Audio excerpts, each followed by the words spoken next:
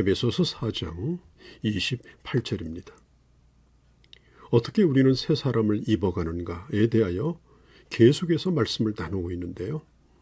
새 사람을 입는 삶을 살기 위해서 도적질하지 말라는 말씀을 드리도록 하겠습니다.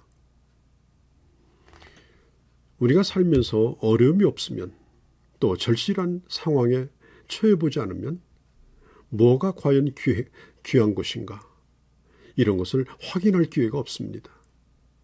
또 어려움이 없게 되면 진짜 실력이 어느 정도가 되는가 하는 것도 모릅니다. 다 같이 물속에 빠지면 자기가 살기가 바빠서 남을 꺼내줄 여유가 없습니다. 자기 하나 빠져나오는 것도 쉽지 않은 것입니다. 어지간한 수영 실력을 가지고는 다른 사람을 꺼내주겠다고 덤비다가 잘못하면 둘 다 죽습니다. 우리의 신앙생활의 모습은 어떻습니까? 분명히 옆에 있는 사람을 내가 도와줘야 하고 건져주어야 하는데 자기 스스로 추스릴 힘이 없어서 못 본 척하고 지나가는 것이 우리의 현실이 아닙니까? 그렇게 해야 되는 걸 알면서도 그렇게 되지 않습니다. 내가 머리로 알고 있는 것이 도대체 그것이 내게 힘으로 느껴지지 않는 것입니다. 열왕기 하서 19장 3절에 보면 저희가 이사야에게 이르되 히스기야의 말씀이 오늘은 곤란과 책벌과 능욕의 날이라. 아이가 임신하였으나 해산할 힘이 없도다. 해산할 힘이 없도다. 아이를 낳아야 되는데 해산할 힘이 없습니다. 옳은 것을 알고 있다 하여서 하루아침에 그게 되는 것이 아닙니다. 여러분, 신앙생활이 자기는 제대로 하지도 않으면서 다른 사람이 하는 걸 이러쿵저러쿵 하시는 분들이 참 많습니다. 그러면서 훈련받지 않으면 또 이러쿵저러쿵 훈련받지 않고 변명합니다. 여러분, 이것도 영적인 도적질입니다. 지금 나에게 주어진 이 영적인 환경이 좋건 나쁘건 간에 우리가 해야 될 일이 있습니다. 거기서 싹을 내고 거기서 열매를 맺는 일을 해야 되고 또 거기서 누군가에게 좋은 영향을 끼쳐서 영적으로 자라가도록 도와주는 일을 또 해야 되는 것입니다. 어떤 분은 맨날 교회 분위기만 탓합니다. 분위기가 요즘 안 좋다 이런 얘기죠. 내가 그런 분위기를 만들 힘이 없는 겁니다. 그냥 분위기에 따라가고 분위기에 매몰되는 겁니다. 여러분, 이 교회는 이 분위기에 의해서 되어지도록 만들어진 것이 바로 교회입니다. 그래서 영적인 분위기가 참 좋아야 되는데요. 그러면 성숙한 사람은 내가 그렇게 교회를 만들어 가는데 좋은 영향을 끼치는 사람입니다. 그럴 힘이 안 되는 사람은 교회가 이러쿵저러쿵 요즘 우리 교회 이상하지 않느냐, 목사님 좀 그렇지 않느냐, 이런 얘기를 하면서 같이 병들고 죽어가는 거죠. 자라가는데 제일 방해되는 분위기가 뭔지 아십니까? 설교만 듣고 썰물처럼 도망가는 분위기입니다. 정말 그렇게 하면 교회는 건강하지 못합니다. 예배 마치고도 헤어지기 싫어서 함께 있기를 좋아하고 서로 도와주고 서로 섬겨주고 서로 기도해 주는 교회가 건강한 교회입니다. 여러분, 남의 것을 가지고 흉내내지 말고 또 겉모양을 가지고 행세하려고 하지 말고 지금부터라도 여러분 신앙생활을 성실하게 쌓아 올리시기를 바랍니다. 그래서 내가 가지고 있는 그 영적인 풍성함, 영적인 보배를 다른 사람에게 나누어 줄 수 있도록 그렇게 하시기를 바랍니다. 오늘 성경은 말합니다. 새 사람을 입는 데 있어서 우리가 꼭 버려야 될 것이 뭐냐? 거짓으로 도둑질하는 겁니다. 거짓을 말하는 것, 그 다음에 분노하는 것, 그 다음에 도둑질하는 겁니다. 여러분, 도둑질이 뭡니까? 자기가 책임지고 만들어야 할 것을 노력하지 아니하고 남의 것을 마치 자기 것인 것처럼 갖다가 쓰는 것이 도둑질입니다.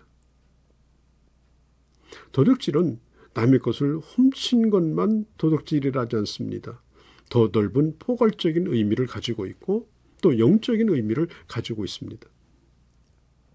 100만 원 벌었다는 말과 100만 원 생겼다는 말과는 차이가 있습니다. 1억 원 벌었다는 말과 1억 원이 생겼다는 말은 엄청 차이가 납니다.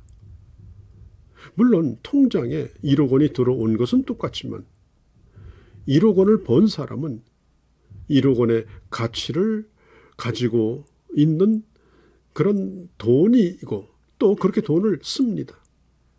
또 1억 원이 생긴 사람은 그렇게 정당하게 쓰여지지 않습니다. 이 도둑질이라고 하는 말은 일하지 않고 벌지 않고 생기기를 원하는 마음도 도둑질입니다. 자기가 힘들이지 않은 것을 내 것으로 삼으려고 하는 거죠. 땀 흘리지 않고 뭔가를 얻으려고 하는 것. 그걸 불안당이라고 합니다. 안 입을 자, 땀 한 자. 특별히 이 도둑질하는 마음이 신령한 문제에서도 나타납니다. 성실하게 신앙생활을 하기보다는 어디 가서 뭐 화끈한 거 받을 데 없나? 어디 가서 안수 한번 받아서 되는 일이 없나? 그렇게 해서 신령해지를 바라는 것이 바로 이게 도둑질입니다. 또 요즘 신자들 가운데는 이리저리 돌아다니면서 이 마켓 쇼핑하듯이 프로그램 좋다는 교회 찾아다닙니다. 뭐 시설이 어떠냐, 뭐 프로그램이 어떠냐. 그런 것들은 예수 그리스도를 몸에 입어 나가는 데 있어서 대체될 수 있는 것들이 아닙니다. 그런 것들을 슬쩍 갖다가 입는다고 새 사람이 되는 게 아닙니다. 무슨 프로그램이 그걸 대신해 주는 것이 아니고 갑자기 어느 날 아침 그렇게 변하는 것도 아닙니다. 정당한 방법으로 얻은 것이 아니면 이건 다 도둑질입니다. 탐과 놀이의 재산을 강제로 뺏어서 뭐 가난한 사람들을 나눠주는 걸 의적이라고 하죠. 뭐 임꺽정이라든지 홍길동이라든지 로빈훗이라든지. 여러분, 자기는 성실하게 노력하지 않고 다른 사람을 향하여 정당하게 벌었느니 못 벌었느니 시비를 거는 거, 그리고 그것은 빼앗아도 좋다. 그게 바로 도둑질입니다. 그래서 기독교는 이 사회주의, 공산주의를 배격하는 겁니다. 공산주의 하면 망합니다. 가난해집니다. 빵 얻어먹기 위해서 줄 섰다가 결국은 나라가 문을 닫는 겁니다. 그래서 소련이 그렇게 망했고, 그리고 북한도 지금 그래서 망해가고 있는 것입니다. 에베소서 4장 28절에 보면 도둑질하는 자는 다시 도둑질하지 말고 돌이켜 빈궁한 자에게 구제할 것이 있기 위하여 제 손으로 수고하여 선한 일을 하라. 자, 그리스도인의 이 노동에 대한 얘기를 잠깐 드리겠습니다. 제 손으로 수고하여, 이 말은 정당한 노동으로 얻은 소득이라는 말이죠. 남의 손이 아닙니다. 제 손으로. 제 손으로. 유다의 랍비의 교훈에 보면 자식에게 노동을 가르치지 않으면 너는 도둑놈이 되라 가르치는 것과 같다고 했습니다. 바울도 전도자의 일을 하면서 그는 천막을 깁는 노동을 쉬지 아니했습니다. 모세는 미디안 광야에서 양을 치는 일을 성실히 했고 그 현장에서 부름을 받았습니다.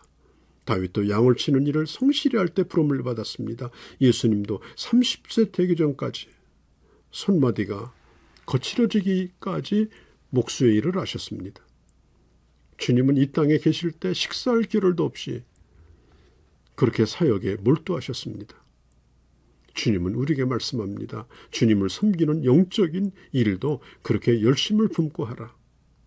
열심을 품되 한때만 하지 말고 동일한 열심으로 하라. 자, 오늘 성경에 보면 선한 일이라고 하죠. 선한 일.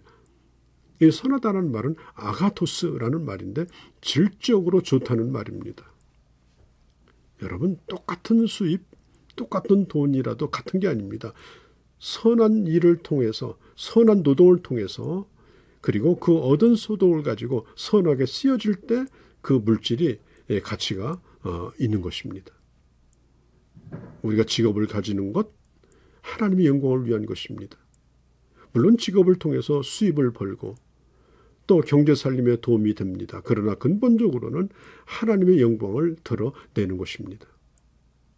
우리가 어떤 일을 할 때 생각할 것은 첫 번째, 하나님이 일을 기뻐하시는가? 두 번째, 이웃에게 유익이 되는가? 세 번째, 내게 수입이 되겠는가? 이 세 가지가 확실하면 그 일을 하시면 됩니다. 그리고 성경은 말하죠. 구제할 것이 있기 위하여라고 말합니다. 쌓아두기 위해서 돈을 버는 게 아닙니다. 노동의 목적은 부의 축적이 아니고 부의 축제가 아니고 다른 사람을 채워주기 위해서입니다. 부지런히 일하여 가난한 사람을 돕고 나눠주는 삶, 바로 그게 새 사람의 삶의 모습인 것입니다.